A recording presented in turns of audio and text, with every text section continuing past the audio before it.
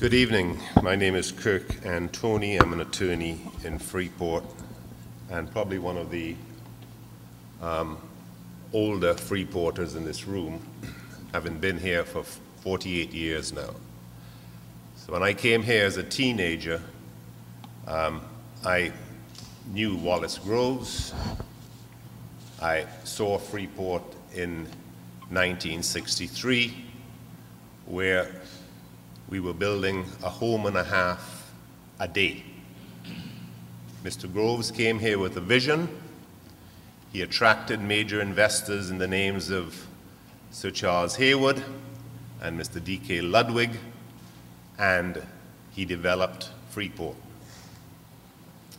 We seem to have lost our way after a certain number of years. But make no mistake about it, those of us that have lived here as long as I've lived here, and I've been educated in the United States and in England, this is the best island in the world. Right? The quality of life in Freeport is unmatched. It's a great place to raise a family, right? All we need to do is to extend the vision, create the employment, so that the dream of 250,000 people living in Grand Bahama can be realized. Look at the infrastructure. We've talked about it. 400 miles of roads. You can't find these roads anywhere else in the Caribbean. We have water. We have power. Too expensive. Right? Okay?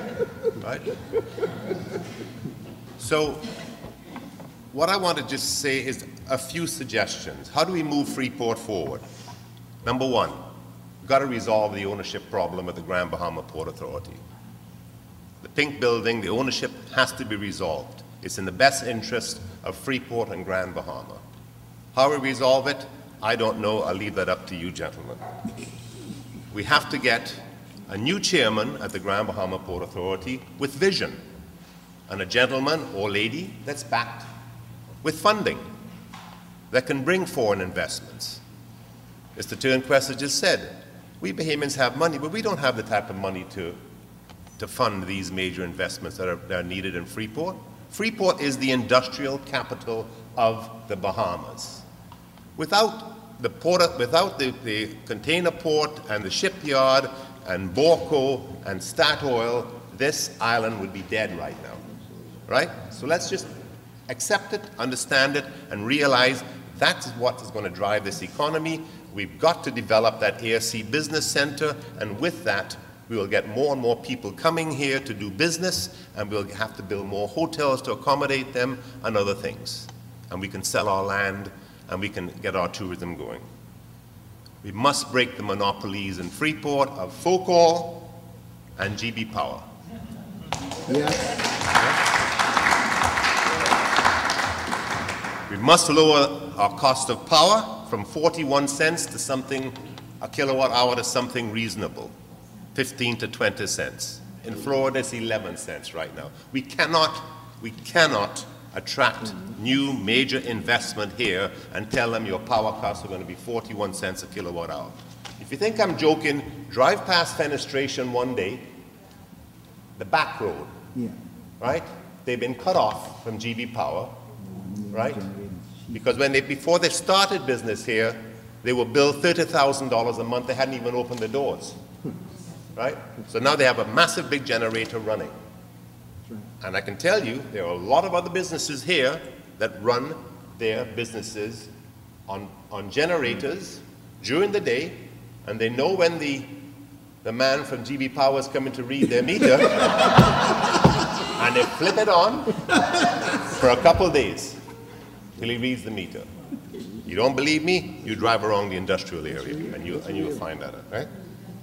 Next.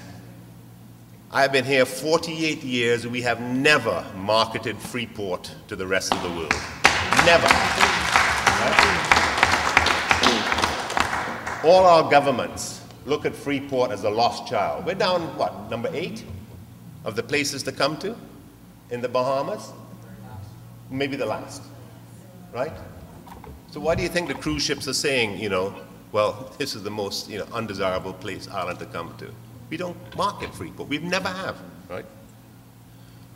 We've touched on improving air transportation. We've got to improve air transportation here.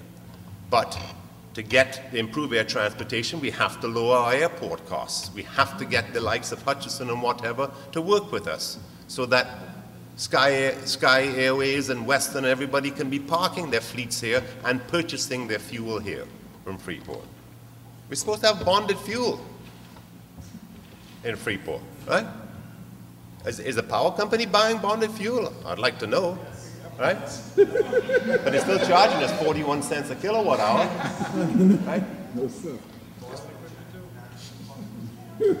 I'll give you a classic example, right? One of my loves is the Freeport Rugby and Football Club. Those people that know me around here that know that I've been associated with it for 45 years.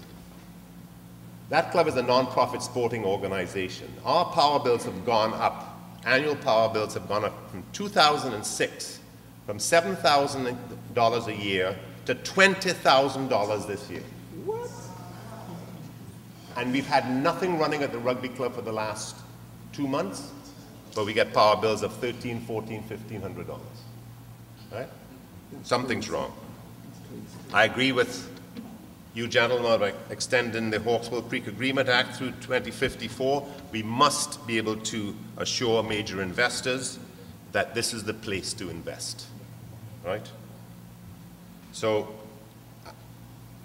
regarding our education, I'm glad to see that we have an East End boy that has done well, right? Because it goes to show that the educational standards are there. But unfortunately, our children don't want to be educated, right? That's why we have so many doctors and lawyers and not enough welders and pipe fitters. I worked at Borco for 10 years, right, before I went to study law. We had Bahamians galore that could weld every type of alloy. And then we stopped refining. And they went off and did their own things. Now we have to import welders and pipe fitters from the Caribbean, right? Why? Right? Skills, just as you said. We have to develop skills. There's honor in that work. It's good paying work, right? You know, you can make $50,000, $60,000, $70,000 a year working at, you know, at the shipyard, at Statoil. They're going to put in $400 million of investment in a tank farm at Borco.